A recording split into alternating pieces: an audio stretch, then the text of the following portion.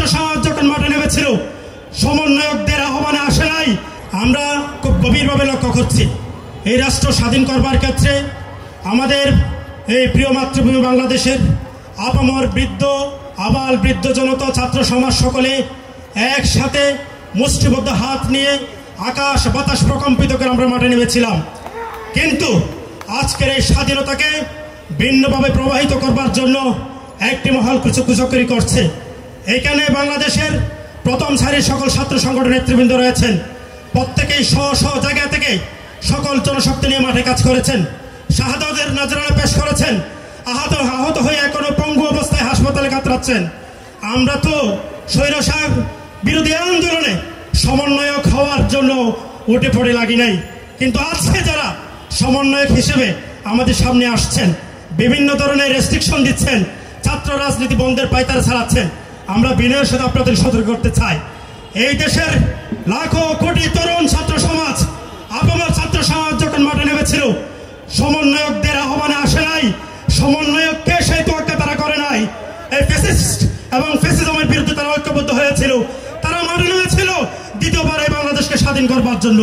সুতরাং এদেশের ছাত্র সমাজের ভূমিকাকে অস্বীকার করলে, অগ্রাহ্য করলে এর পরিণতি খুব ভয়াবহ হবে। এই কথা আপনাদের স্মরণ থাকা উচিত। ছাত্র রাজনীতি নিষিদ্ধ করবেন। এ সমস্ত ছাত্র সংগঠনের সাথে কোনো ধরনের পলিটিক্যাল ডায়ালগ না করে, কোনো ধরনের টেবিল টক না করে এইরকম সিদ্ধান্ত নেবার দুঃসাহস আপনারা দেখাবেন না। অবশ্যই যে কোনো সিদ্ধান্তের ক্ষেত্রে ছাত্র নেতৃবৃন্দের আহ্বানকে মূল্যায়ন করবেন। ছাত্র রাজনীতি নিষিদ্ধ করবার জন্য যে কালচার আমরা দেখতে পাচ্ছি, আমাদের ক্যাম্পাসগুলোতে যে নৈরাজ্য, যে সহিংসতা আমরা দেখেছি, ছাত্রলীগ যে 16 বছর ধরে নৈরাজ্য করেছে, তাদেরকে নিষিদ্ধ করুন, তাদেরকে নিষিদ্ধ করুন, ছাত্রলীগের রাজনীতিকে নিষিদ্ধ করুন।